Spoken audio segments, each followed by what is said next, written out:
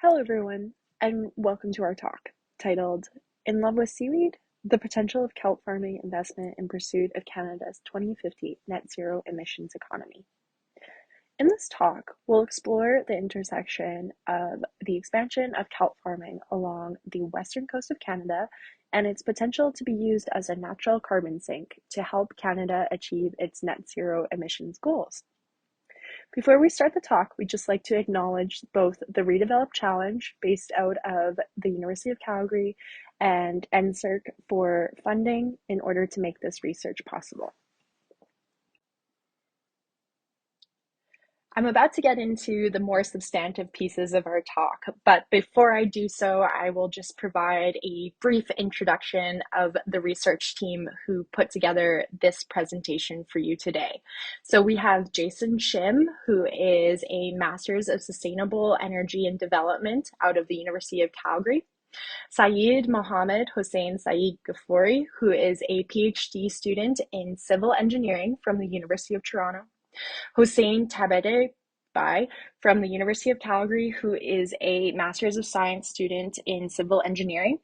Lisa Dong, who is a Master's of Geophysics at Western University. And myself, who will be taking you through this presentation today, Joelle French, and I am a Master's of Public Policy student at the University of Calgary.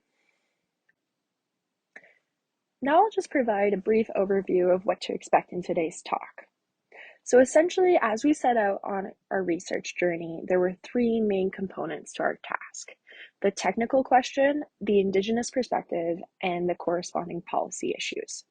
So as we move through our presentation today, we'll first provide both the technical, economic, and environmental overview to kelp farming in Canada, and then we'll move on to explaining how our project is actually related to carbon capture and sequestration. We will then address the social aspect of our project and the potential concerns, as well as the economic partnerships that may be available in pursuing initiatives like the expansion of kelp farming. Lastly, we will go over some of Canada's current and future policy in terms of carbon capture, natural carbon sinks, and what that might mean for kelp farming along the west coast of Canada. As we are all probably well aware, in the past few decades, the globe has seen a marked rise of greenhouse gas emissions, and consequently, the effects of climate change are becoming ever more intense and more pervasive. There have been several international agreements by nation states to help curb the release of greenhouse gas emissions in an effort to reduce the amount of greenhouse gas emissions in the atmosphere.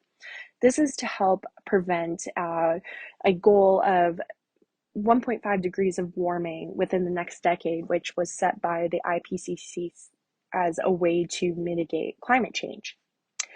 In pursuit of this goal, Canada has ultimately committed to reaching a net zero carbon emissions economy by 2050. However, this is ambitious considering our history. Canada has ultimately failed all previous commitments to international agreements which have put into place greenhouse gas emission reduction targets. Another question is, why the huge focus on carbon dioxide? Well, it is a major greenhouse gas, and it's also a major byproduct of modern human activities. And therefore, by being more conscious of the activities that we engage in, the idea is that we are able to be able to help reduce the amount of CO2 in the atmosphere. So there are efforts to reduce CO2, but it's not enough anymore. This is where carbon capture, utilization, and storage technology comes into the picture. We need to actively remove CO2 from the atmosphere in order to make an impact. And this is why we are putting into place CCUS projects. They are no longer something that is just a nice to have, they are now a necessity. We need to ultimately remove carbon dioxide from the atmosphere at a rapid rate, and we need to do it soon. In Canada, there are currently several major CCUS projects in progress that one may classify as traditional. So think of projects like direct air capture, where technology is taking carbon dioxide directly from the atmosphere and then sequestering it into formations underground, or alternatively at the source, where, for example, in oil fields, where the CCUS technology is capturing those emissions right at the source and once again sequestering them deep underground in formations. However, even though CCUS projects like these are promising, there are technological, policy, and cost barriers to implementing them at an efficient scale. This is where kelp can potentially come in as a support to those traditional CCUS projects. So kelp is a marine organism that uses sunlight to photosynthesize, and it captures carbon dioxide naturally for growth, much like trees on land. So during growth, some fraction of the carbon dioxide the kelp respires is captured in the water column, and some of the kelp is detached and floats away as detritus, eventually being buried. Thus, it is sequestered in the deep sea. So if we farm kelp, we can choose what to do with the harvest and ultimately the carbon stored in the kelp after, whether it's buried or it's harvested for uses otherwise in other industries. So why should we look at kelp as a potential to be used as a natural carbon sink in conjunction with traditional CCUS technology? Well, kelp is particularly attractive since it occurs naturally in lands that aren't entirely dominated by other industries, such as agriculture, i.e., the ocean. Certain species take up more CO2 than many other terrestrial plants, and they also provide additional ecosystem benefits to the ocean surrounding them. This map on the slide here shows where natural kelps have been found in red, and this image demonstrates some of the species along the Pacific coast, which could be used as a potential for a naturally occurring high carbon dioxide uptake alternative. So now that we have the theoretical kind of on lock in terms of how kelp may potentially be used as a natural carbon sink, let's say we were actually interested in creating a kelp farm to capture carbon dioxide and to help support CCUS initiatives. Well, investors, the government, and generally just people will want to know, how will this happen? What are the steps to capturing carbon dioxide more specifically? And what happens to the carbon dioxide after the kelp is harvested?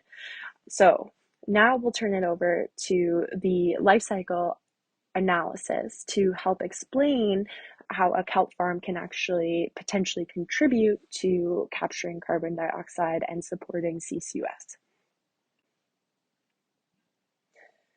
So as noted, an LCA of the kelp carbon storage system was conducted to study the potential environmental impacts of the different stages of a kelp carbon storage system during the life cycle of the facility using a cradle-to-gate approach.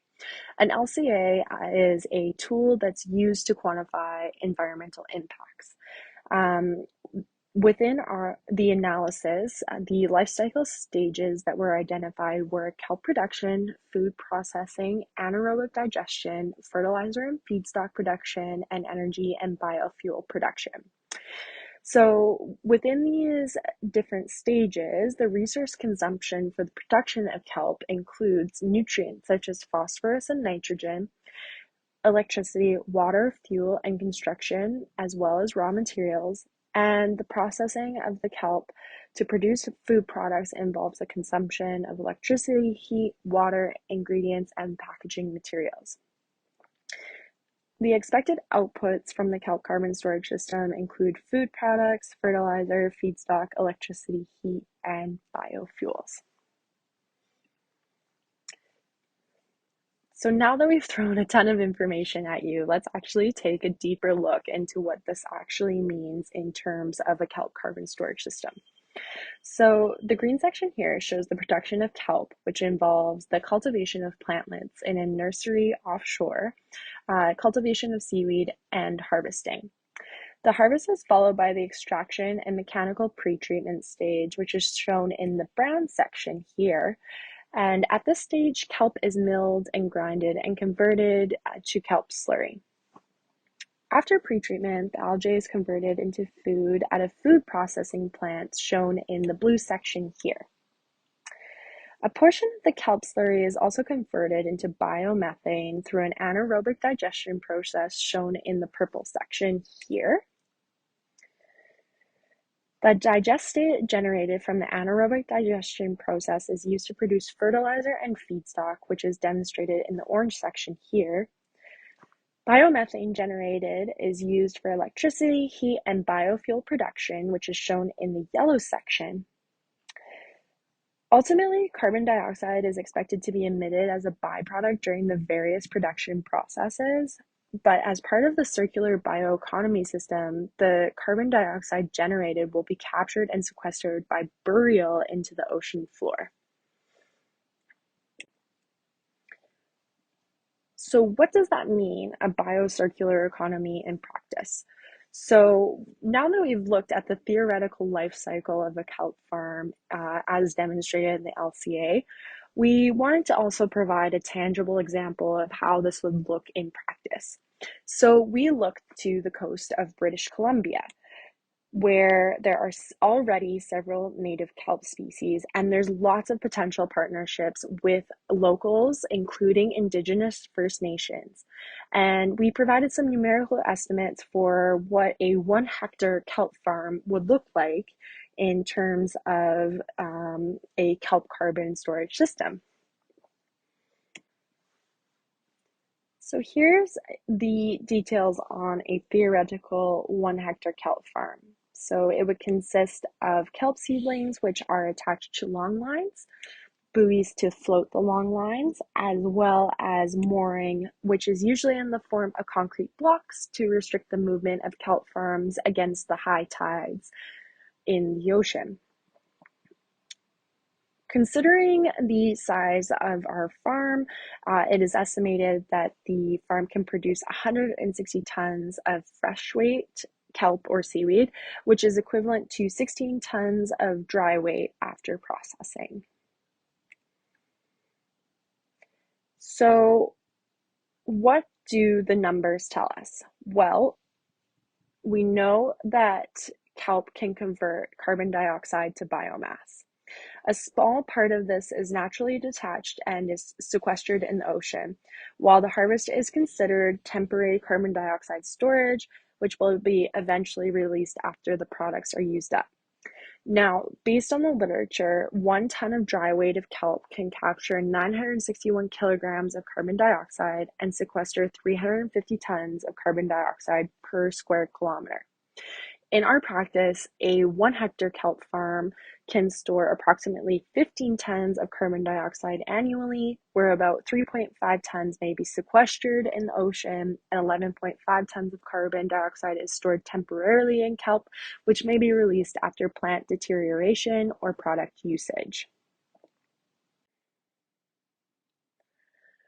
Further to the potential of a kelp farm being able to act as a natural carbon storage system, another benefit is the bioremediation of eutrophication. So just to be clear, eutrophication is a result of fertilizer application for increasing the productivity of land-based crops. This leads to the runoff of excess nutrients into coastal waters, and this promotes the rapid growth of marine plants, which leads to hypoxia or lack of oxygen. However, kelp farms can help absorb those excess nutrients like nitrogen and phosphorus and ultimately act as bioremediators. And this reduces the eutrophication in water, which is overall a good thing for the ocean. Here, we estimated that within a 1 hectare kelp farm, 451 kilograms of phosphorus equivalent can be stored in kelp for that area.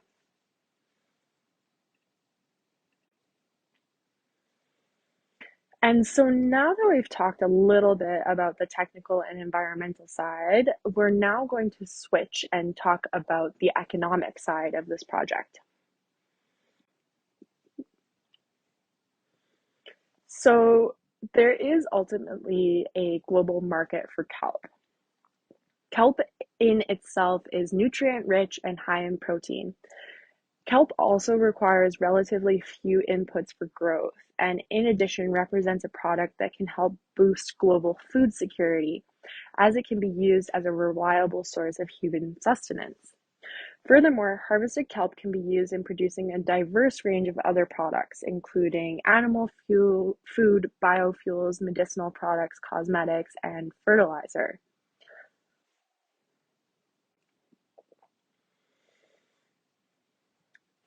So, in terms of the gathering and farming of kelp slash seaweed, there is a significant emerging industry worldwide. Wild growing seaweed accounts for less than 5% of the global market share, as the industry is heavily reliant on aquaculture, i.e., the human cultivation of aquatic plants to meet market demand. In 2018, the annual production of seaweed slash kelp was estimated to be 36 megatons, which was valued at $6 billion US. We can see the kelp seaweed market has been growing rapidly in recent years, based on the chart that's shown in the slide here. And it is anticipated that the growth rate of this specific market will be approximately 8 to 10% per year in the future. Right now, the three biggest producers of the market are China, Indonesia, and the Philippines, who collectively hold 9% of the global market share. Currently, Canada's market share, despite its capacity for expanding the kelp farming industry along its coast, remains at less than 0.1%.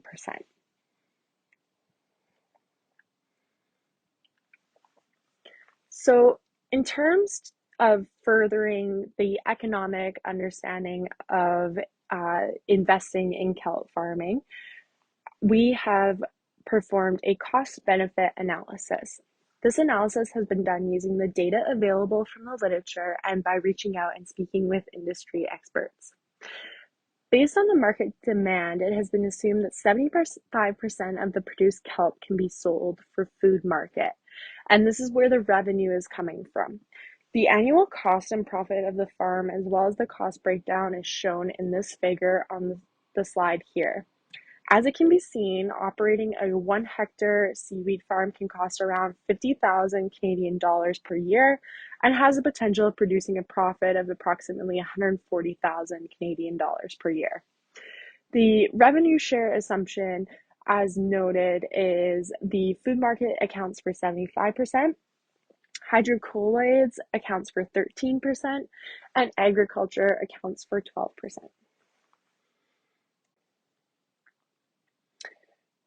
So now that we have looked at the technological, the environmental, and the economic side of a theoretical 1 hectare kelp farm, let's get more specific.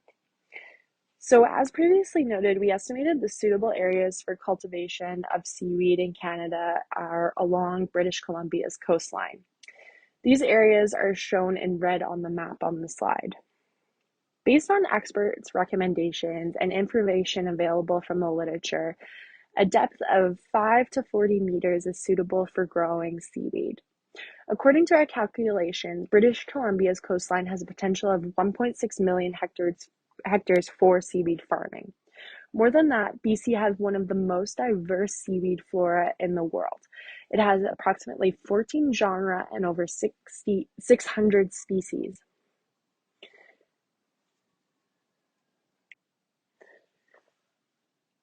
So, as noted, there is a lot of potential area available for the expansion of kelp farming along BC's coast. But before we talk about scalability, let's take a look at BC's emissions goals. So in 2019, British Columbia's greenhouse gas emissions were 68.6 million tons of carbon dioxide equivalent, which shows an increase of 3.0 million tons of carbon dioxide equivalent from the baseline value in 2007. The emissions reduction goals include a 16% decrease below 2007 levels by 2025, 40% by 2030, 60% by 2040, and 80% by 2050. So, how can the role of kelp farming aid the emissions reductions in this particular province? So, in order to evaluate the potential impact of kelp farming on BC's emissions goals and to evaluate the scalability, the team considered two scenarios. So, one is of natural sequestration, where only part of the kelp is detached, and permanent sequestration, where one were to take steps to actively bury the kelp harvest in the ocean floor. In scenario one, which was discussed briefly before, the major amount of CO2 that is captured may be released after product utilization. However, in scenario two, all kelp's products containing carbon dioxide are sequestered by drowning them in the deep ocean. So, based on these two scenarios, this graph shows how much carbon dioxide is sequestered in different scenarios and scales. So, considering a conservative scale of 10% of available BC coastline, it was estimated that 0.6 million tons of carbon dioxide equivalent is naturally sequestered and 2 million tons of carbon dioxide equivalent is fully sequestered. Ultimately, expanding kelp farms to 50% of the potential areas can attain the 2025 BC's goal, and expanding the kelp farms to 100% of potential area can remove approximately 24 million tons of carbon dioxide equivalent, which is getting BC closer to their 2030 emission reduction goal. So, as the charts on the previous slide show, scalability has some significant benefits, but there are still some potentially negative impacts on the environment that could be created by expanding kelp farms to the scale identified in those charts. Some of the factors with the highest risk include the reduction of available nutrients in the ocean, the modification of the physical environment, and there are still potential problems associated with monocultures. However, even with these impacts aside, now that we have kind of looked at the technical aspects and the economic aspects, it is now time to turn to the policy aspect in order to provide a more holistic view of how likely it is that a project like this would be successful in the current climate policy framework. So, as noted, now that we have kind of the economic and environmental aspects covered from a broad, high level overview of what scaling kelp farms along the West Coast might look like, it's now time to turn to that policy piece as well. And so, one of the pieces within policy that's really important, especially with something in terms of a project like this, is that social acceptability piece.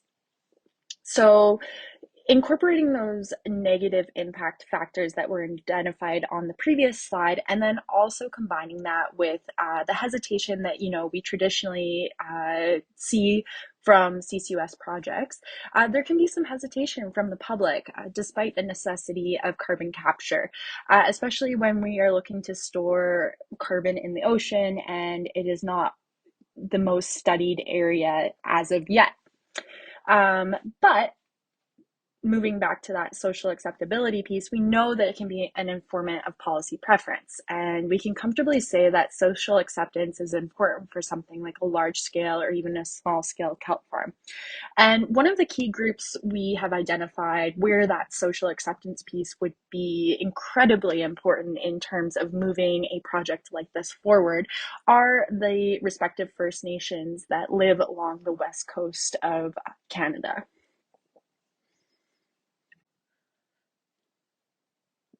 The First Nations living along Canada's west coast have a long history of both harvesting kelp and sustainable ways of living in relationship with both the ocean and the land.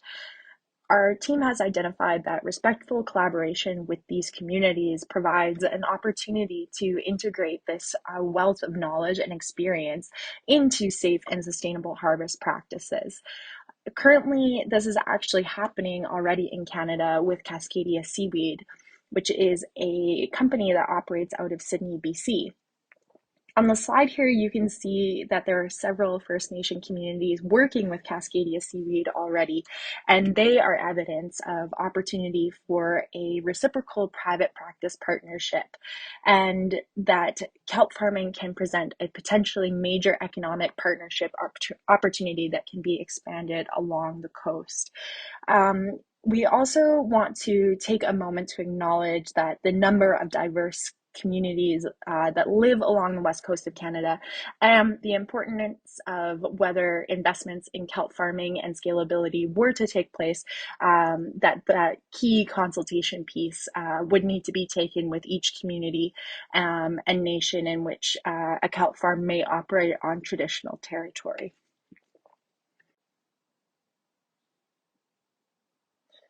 Now let's take a step back and look at Canada's broader climate policy focus as of right now and how it relates to carbon capture. So, Canada recently announced the carbon capture investment tax credit in budget 2022, which demonstrates a support and focus for the implementation and investment of carbon capture technology, particularly by high emitting industries. So I won't get into a lot of detail here around how a industry may become eligible for the investment tax credit, but essentially the parameters are outlined. One of the key ones is that in order to take advantage, the process or operation needs to store carbon dioxide permanently in a formation under the ground. Well, as we've noted from our discussion around how kelp farming and aquaculture can work as a potential natural carbon sink, these types of farms wouldn't necessarily be eligible for the investment tax credit.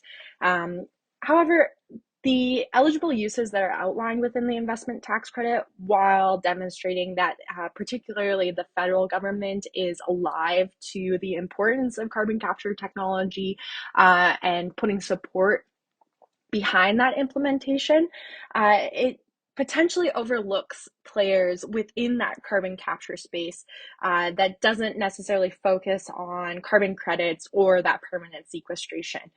Our team has noted that projects that can potentially both capture carbon and produce other valuable products like kelp farms may be of interest to be accounted for in future carbon related policy.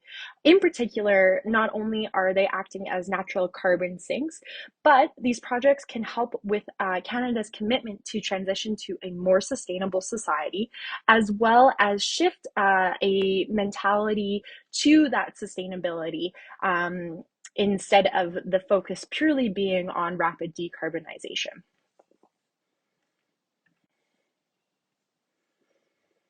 So just quickly on the screen here, I had briefly mentioned that on the previous slide about how kelp farms may be able to support carbon dioxide climate policy. The benefits are that value add. So looking to a sustainable source of food, we know that kelp is very nutrient rich.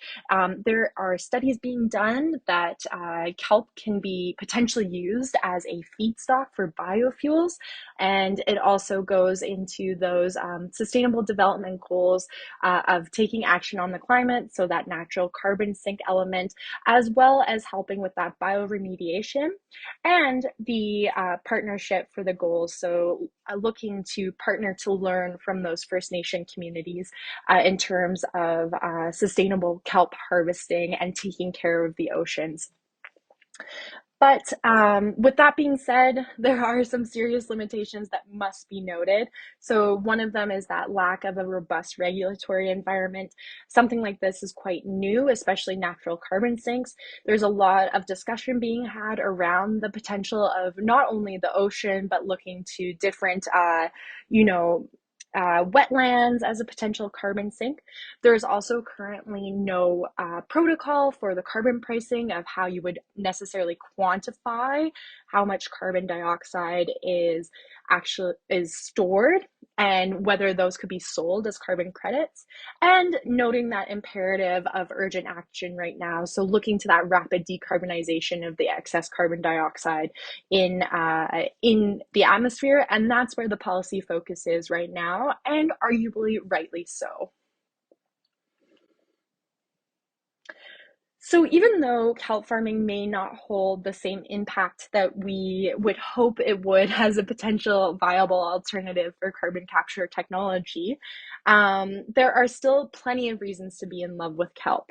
So throughout this presentation, we've covered the economic benefits, the viability and suitability on the West Coast, and the environmental benefits, such as carbon capture and the reduction of eutrophication in oceans. Um, but there's still that issue and concern around current day policy and where the policy focus lies. And, but, you know, there are still those value added pieces in terms of sustainability, the decarbonization in other industries, and those agricultural additives, which can help reduce other types of GHG emissions like methane. We ultimately see a future for small businesses to help run a net zero business while profiting and providing contributions to climate policy. And so we look forward to the day when the investment in kelp farms can become a true reality. And so now, with that, I'll leave you with the question: are you in love with kelp?